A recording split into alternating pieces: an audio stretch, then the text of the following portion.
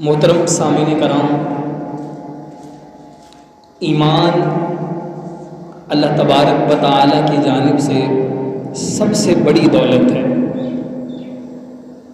انسان روپے اور پیسے کو ایمان دولت سمجھتا ہے، کوٹھی کار بنگلے کو دولت سمجھتا ہے، اولاد کو بھی دولت سمجھتا ہے، نعمت شمار کرتا ہے، لیکن ایمان ان سب سے بڑی دولت اور نعمت ہے، سب سے بڑی دولت اور نعمت ہے۔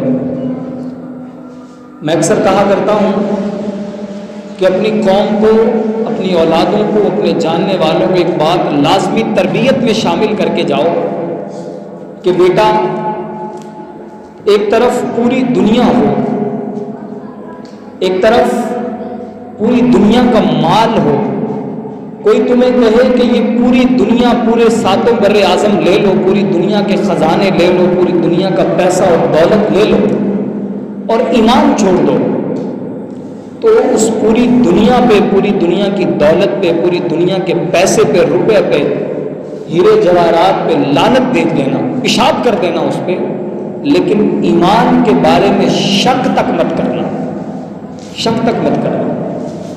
تم غریب ہو، تم امیر ہو، تم جیسے بھی ہو، ایمان کی دولت اگر تمہارے پاس ہے، تم پوری دنیا میں سب سے اعلیٰ ہو۔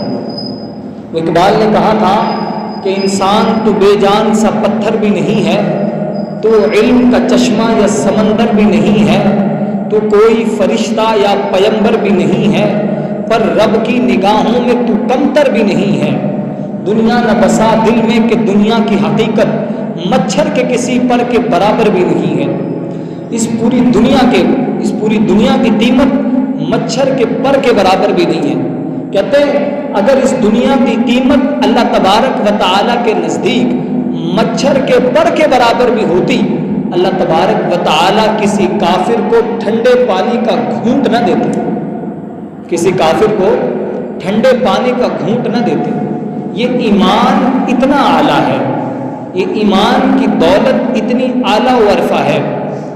ایمان آج ہمارے نزدیک ایمان کی قدر و قیمت اس لیے ختم ہو گئی کہ دنیا کے اندر ایمان کا جو بول بولا جاتا تھا، وہ بول بولنا بند کر دیا گیا، اس بول کو اب نہیں بولا جاتا۔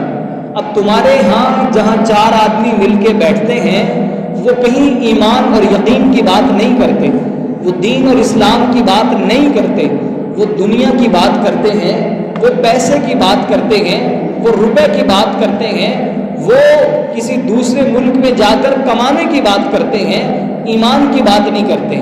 پہلے جہاں چند عورتیں بیٹھ جایا کرتی تھیں، وہ بیٹھ کے ایمان اسلام کے تذکرے کیا کرتی تھیں، وہ اس بات پہ فخر کیا کرتی تھی، میری اولاد حافظ ہے، میری اولاد عالم ہے، میرا بیٹا مجاہد ہے، میں شہید کی ماں ہوں، میں شہید کی بیٹی ہوں، میں شہید کی زوجہ ہوں، اس طرح کی باتیں ہوا کرتی تھی۔ لیکن آج کے دور میں اگر کوئی بات ہوتی ہے، وہ صرف یہ ہوتی ہے کہ جی میرے کپڑے ایسے ہیں، میرے پاس سونا اتنا ہے، میرے پاس جو ہے دولت اتنی ہے، میرا بھائی اتنا کماتا ہے، میرا شوہر اتنا کماتا ہے۔ آج کل یہ بول بولے جاتے ہیں۔ اور عربی کا ایک مقولہ ہے، اذا تقرر فی القلب، جب بات بار بار بولی جاتی ہے تو دل کے اندر اتر جاتی ہے، دل کے اندر اتر جاتی ہے۔ معاملہ یہی ہوا پڑا ہے کہ ہمارے سامنے دنیا کا بول بولا جا رہا ہے، دنیا بار بار بولی جا رہی ہے، دنیا کے تذکرے کیے جا رہے ہیں، دنیا کی دولتوں کی نمائش ہمارے سامنے کی جا رہی ہے، اچھے کپڑوں کے تذکرے کیے جا رہے ہیں، اچھی جوتی کے تذکرے کیے جاتے ہیں، اچھے جو ہے نا چال چلن کا تذکرہ ہوتا ہے، لیکن دین اسلام کا تذکرہ ختم ہو گیا۔ اس لیے ہماری زندگیوں میں اس ہی چیز کی اہمیت ہو گئی جس چیز کا تذکرہ ہمارے سامنے ہو رہا ہے۔ بار کا میں نے آپ کے سامنے تلاوت کی کہ صحابی آئے کہنے لگے، یا رسول اللہ صلی اللہ علیہ وسلم، آپ میرے لیے کوئی ایسی بات ارشاد فرما دیں کہ میں اس پہ عمل کرتا رہوں اور آپ کے جانے کے بعد بھی پھر مجھے کسی اور سے پوچھ تاچھ کرنے کی ضرورت نہ ہو، دین کے بارے میں کسی سے پوچھوں مت۔ آپ نے فرمایا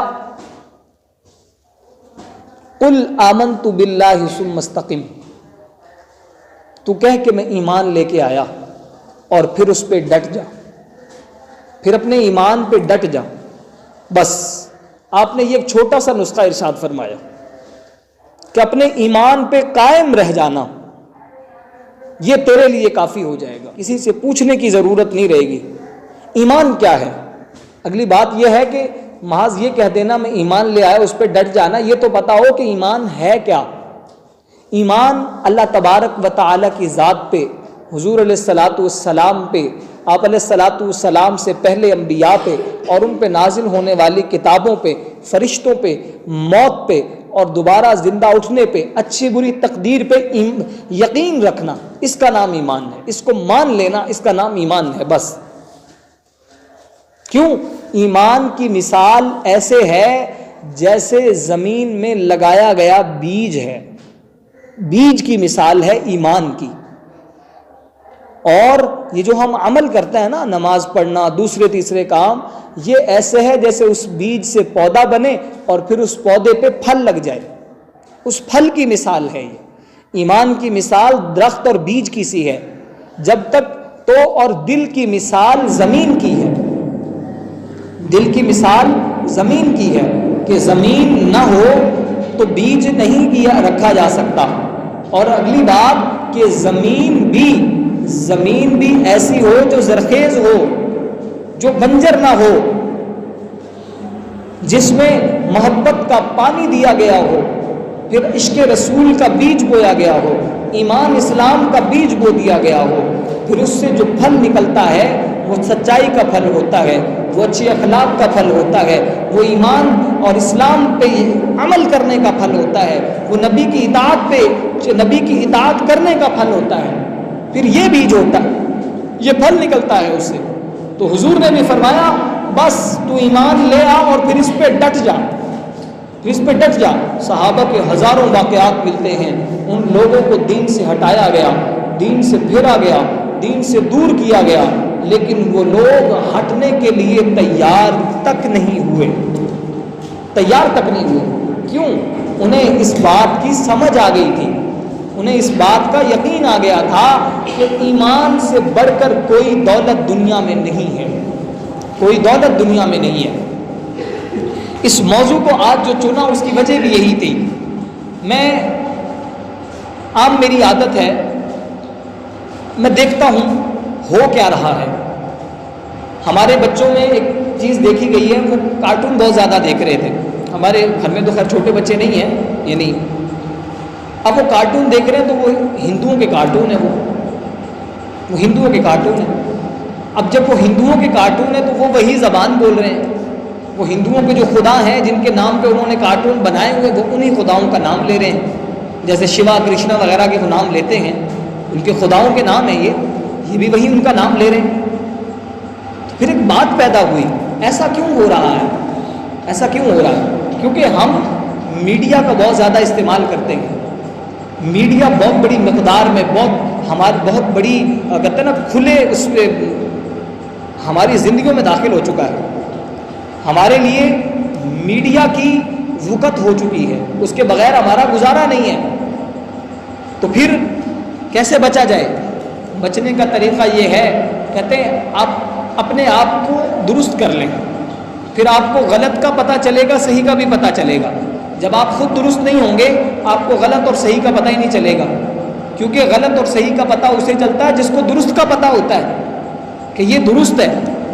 اب ہمارے ہاں بچے کہہ رہے ہوتے ہیں، مائیں چلا کے دے دیتی ہیں، باپ چلا کے دیتا ہے کارٹون، یا ایسے ہندوؤں کے ڈرامے جو ہے وہ چلا کے دے دیتے ہیں. اب وہ ہوتے بظاہر بچوں کے ڈرامے ہیں، لیکن وہ لوگ بڑے سیانے ہیں، وہ لوگ بڑے سیانے ہیں. میڈیا میں ایک تحقیق ہوئی کہ آپ لوگوں کے دماغ میں گھس سکتے ہیں یا نہیں گھس سکتے. یہ تحقیق ہوئی آج سے شاید 10-12 سال پہلے. انہوں نے ایک بات کہی، وہ کہنے لگے کہ جب گھوڑا کسی گھر کے اندر داخل ہوتا ہے تو اس گھوڑے پہ بیٹھی ہوئی مکھیاں بھی اس کے ساتھ داخل ہو جاتی ہیں. سیم اسی طرح جب ہم کسی کو کوئی گانا سنوائیں گے، ہم ایسے ساز ایجاد کریں گے، ایسے ساز بجائیں گے کہ جن سے لوگوں کا دماغ ہمارے کنٹرول میں آ سکتا ہے۔ پھر اس پہ انہوں نے تجربات کیے، کسی کو گانا سنوایا اور وہ ساز اس میں ایسا بھرا کہ یہ مطلب کسی کو جا کے پیٹے، اور وہ اس میں کامیاب ہوئے کہ لوگ گانا سننے کے بعد یا جو چیز انہوں نے اسے سنوائی، اسے سننے کے بعد وہ اٹھے اور انہوں نے جا کے کسی کا قتل کر دیا، کسی کو مارا، کسی کو پیٹا۔ پھر انہوں نے اس کو ہتھیار کے طور پہ استعمال کیا۔